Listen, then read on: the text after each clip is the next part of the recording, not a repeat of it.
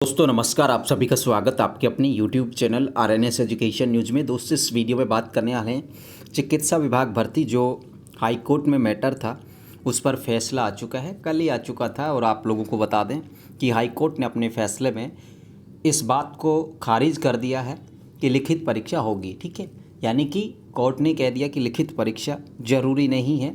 जो सरकार की तरफ से, पिटिशनर की तरफ से जो यहाँ पर तर्क दिए गए थे सरकार की ओर से, उससे कोर्ट सहमत दिखा और कोर्ट ने अब ये बिल्कुल शीशे की तरह साफ कर दिया है कि जो चिकित्सा विभाग की जो भर्तियां हैं, ये सभी भर्तियों पर चीज़ें लागू हैं कि सभी जो भर्तियां हैं वो यहाँ पर बिना परीक्षा के मेरिट प्लस बोनस अंकों के आधार पर होने जा रही हैं। जिस तरीके से वैकेंसी निकली थी उसी बेस पर ये जो वैकेंसीज़ हैं ये कंप्लीट होंगी। मैंने अपने बहुत पहले के जो वीडियोस थे या जिस टेलीग्राम पर हमने पोस्ट किया हो, तमाम वो चीज़ें आप लोगों को सबसे पहले बता दी थी। जहाँ पर लोग हिचकिचाते हैं कहने में, बहुत सारा कन्फ्यूजन रहता है उन लोगों को, लेकिन फिर भी हम बोल देते हैं कि जो कोर्ट केसेज हैं इसमें आगे चल करके ये होने वाला है। तो RNS एजुकेशन न्यूज़ के द्वारा दो चीज़ें आप लोगों को पहले बता दी गई थी कि बोनस अंकों के मामले में भी बोनस नहीं हटने वाले और लिखित के मामले में भी लिखित परीक्षा नहीं होने वाली। यानी कि ये भर्तियाँ तो भले ही मेरिट प्लस बोनस से होंगी, आगे सरकार को सोचना चाहिए इस विषय पर कि इस तरीके की सिचुएशंस पैदा ना हो जहां पर गैप बने संविदा वर्सेस फ्रेशर्स के बीच। आगे से भर्ती प्रक्रियाओं को परीक्षा के आधार पर कराया जाना चाहिए, ऐसा मेरा मानना है। और कोशिश भी की जाएगी आगे जो भी भर्ती परीक्षाएं हैं वो लिखित के आधार पर हो, ताकि जो भेदभाव की जो नीति है वो ख़त्म हो। तो चिकित्सा विभाग की जो फ़िलहाल की जो भर्तियाँ हैं लिखित परीक्षा के बिना, यानी कि सीधे ही मेरिट बोनस अंकों के आधार पर होने जा रही हैं। हाई कोर्ट ने फैसला दे दिया है और कल आप लोगों ने यहाँ पर देखा भी होगा, हमने पोस्ट कर दिया था हमारे टेलीग्राम चैनल पर चिकित्सा विभाग भर्ती। तो यहाँ पर कोर्ट ने बंदी से हटा दी हैं। विभाग और सरकार चयन सूची तथा पोस्टिंग देने के लिए स्वतंत्र, लेकिन नियुक्ति याचिका के निर्णय अधीन रहेगी और अक्टूबर में इन पिटिशन्स को फाइनल सुनवाई के लिए रखा जाएगा। तो ये कोर्ट का कहना है साहब कि जो है आप लोग DV निकाल सकते हो, पोस्टिंग वगैरह देख सकते हो, लेकिन आप लोगों को एक चीज़ मेंशन करनी होगी, लेकिन नियुक्ति याचिका के निर्णय अधीन रहेगी। अब ये बात बहुत सारे बच्चों को नहीं पता है कि भाई ये क्या मैटर था। ये तो सब ने देख लिया कि भाई भर्ती तो मेरिट प्लस बोनस से हो रही है, कोर्ट ने कह दिया, लेकिन याचिका के निर्णय अधीन क्या मैटर है। तो देखिए दोस्तों, इसको लेकर के डरने जैसा कुछ भी नहीं है। तमाम जो भर्तियाँ आती हैं उनमें जब इस तरीके के कोर्ट केसेज होते हैं और जिन कोर्ट केसेज का निपटारा नहीं होता, तो यहाँ पर ये कोर्ट की तरफ से कहा जाता है और जिम्मेदारी भी बनती है संबंधित भर्ती एजेंसी, संबंधित विभाग की, कि वो बताए बच्चों को कि तुम्हारी जो पोस्टिंग होने जा रही है वो कोर्ट के निर्णय अधीन है। यानी कि कोर्ट में कोई भी आगे फैसला, जो याचिकाएं पेंडिंग हैं, अगर कोर्ट का उन पर कोई भी फैसला आता है, पक्ष में आ जाए, मान लीजिए आप लोगों के विपक्ष में आ जाए, तो वो मान्य होगा। इसको कहते हैं याचिका के निर्णय अधीन। यानी कि उस याचिका में जो पेंडिंग है, फिलहाल सुनी नहीं गई है, उसका डिसीजन नहीं आया है, उस याचिका का डिसीजन अगर पोस्टिंग के बाद आता है तो आपको मानना होगा। भले ही आपकी नौकरी लग गई हो, भले ही आपका कुछ भी हो गया हो, तो वो आपको मानना होगा। ये होता है याचिका के निर्णय अधीन करने का मतलब।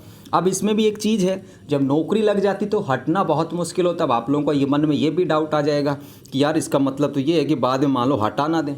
तो ऐसा बिल्कुल भी नहीं होता है, क्योंकि उसके लिए सरकार के पास रास्ते हैं। वो SLP ले सकती है सुप्रीम कोर्ट ऑफ इंडिया में जाकर के, तो लगने के बाद हटाया जाना बेहद मुश्किल होता है। और इतनी बड़ी भर्तियां तो सरकार के लिए भी बड़ी मुश्किल होती है कि वो इस तरीके से नहीं कर सकती। ठीक है, तो ये ना सोचना कि भाई नौकरी दे देंगे तो अक्टूबर में क्या पता कोर्ट ये कह दे कि चलो जी अब हटा दो इनको। ऐसा बिल्कुल भी नहीं होगा। ठीक है, ये एक हमारा जो कॉन्स्टिट्यूशनल जो ढांचा है, संवैधानिक जो व्यवस्था है हमारी, उसके तहत ये चीज़ें लिखना ज़रूरी है। और मैं चाहता हूँ कि ये मेरा ये मानना है ओवरऑल अपने स्तर पर कि बताया जाना चाहिए जो भी रिट पिटिशन पेंडिंग है, ताकि देखिए अगर दोस्तों याचिका का जिक्र नहीं करेंगे कि भाई इस याचिका के निर्णय अधीन है, तो वो एक तरीके से कोर्ट की क्या होगी, अवमानना होगी। क्या होगी? अवमानना। यानी कि कोर्ट के द्वारा कही गई बात को नहीं मानना, उसे कहते हैं अवमानना। ठीक है, डिक्लाइन कर रहे हो आप लोग कोर्ट के मैटर्स को अगर नहीं लिखते हैं तो ऐसा। तो ये लिखना बेहद ज़रूरी है कि कोर्ट के निर्णय अधीन रहेगी। कोर्ट चाहे कुछ भी डिसीजन दे वो मानना तो होगा, लेकिन अगर पोस्टिंग दी जा चुकी है तो वहाँ पर क्या होता है कि सरकार आपके फेवर में आ जाती है, और फेवर में आने का मतलब ये है कि आपकी नौकरी लगने के बाद कम से कम नहीं हटने वाली। इस बात को इस तरीके से भी आप लोग समझ सकते हो। ये कुछ यहाँ पर एक पेज आप लोगों ने देखा होगा, और इसमें बताया गया है कि therefore having regard to consideration are above through we are not inclined to halt entire process of selection। तो यहाँ पर कोर्ट कह रहा है कि हम जो सिलेक्शन का जो प्रोसेस है हम उसे रोक नहीं सकते, हम रोक भी नहीं रहे हैं। We order that selection and appointment if any made would be subject to final outcome to each petition expect DB civil writ petition number 3477/2022। Court ये कह रहा है कि भाई चाहे पोस्टिंग दो, चाहे तुम डॉक्यूमेंट वेरिफिकेशन लिस्ट निकालो, जो कुछ भी करो, लेकिन एक याचिका संख्या है 3471/2022, और ये इस नाम से भाई रजिस्टर्ड है। बोलना तो मैं नहीं चाहूँगा, समझ जाना आप, ठीक है। कभी ये समझो गुरुजी गंदी बातें बोल रहे हैं।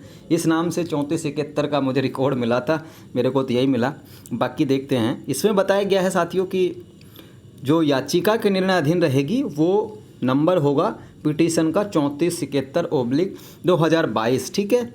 These petition be listed to final hearing in the month of October 2023। अब फिर कोर्ट कह रहा है कि भाई अब जो बचा कुचा जो मामला है, जो कुछ भी है, अब हम अक्टूबर में सुनेंगे, ठीक है, यानी 1-1.5-2 महीने बाद सुनेंगे।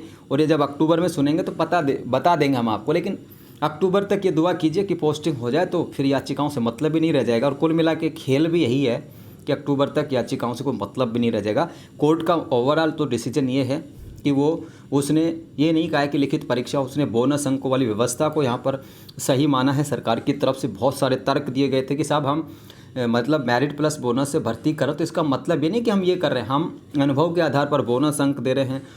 बहुत सारी चीज़ें कही गई सरकार की तरफ से, ठीक है, और उनको ध्यान में रखते हुए यहाँ पर कोर्ट ने अब मेरिट प्लस बोनस प्रक्रिया को सही माना है। इसका मतलब ये है भाई सरकार का जो पक्ष है वो मजबूत रहा और गंगाधरी शक्तिमान है, इसको इस तरीके से भी समझ सकते हैं। हालांकि कोर्ट का जो निर्णय है बिल्कुल स्वतंत्र निर्णय है, हमारी न्यायपालिका जो है अच्छे निर्णय करती है। सल्यूट न्यायपालिका के इस निर्णय को। और ये जो डिसीजन दोस्तों आया वो यहाँ पर जो सिविल रिट पिटीशन संख्या 5980/2022 जो बगोरिया ने लगाई थी याचिका, ठीक है, भंवर कुमार बगारिया की जो याचिका थी उसके मामले में, और इससे सारे के सारे जो सेम मैटर्स के केस थे वो सारे के सारे सोल्ड आउट हो चुके हैं। अब इसको ये ना समझे कि भाई ये तो फार्मासिस्ट वाले थे बगारिया, तो सब पर लागू है। सेम मैटर्स होते हैं, किसी भी याचिकाओं के एक मैटर्स में अगर डिसीजन आ गया और दूसरी पेंडिंग रह रही है तो उसमें भी वही सेम डिसीजन आएगा, क्योंकि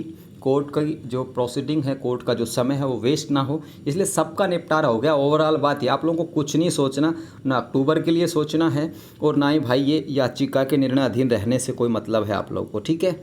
ओवरऑल बात ये है, सरल भाषा में बिल्कुल क्लियर कट आप लोगों को बातें बता दी हैं।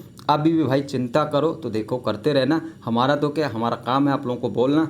लिस्टें जो हैं आप लोगों की आएंगी, कल परसों में फार्मासिस्ट की आ जाएगी, उसके बाद शायद LT आ सकता है, ANM NO की थोड़ा सा बाद में देंगे, लेकिन आ जाएगी।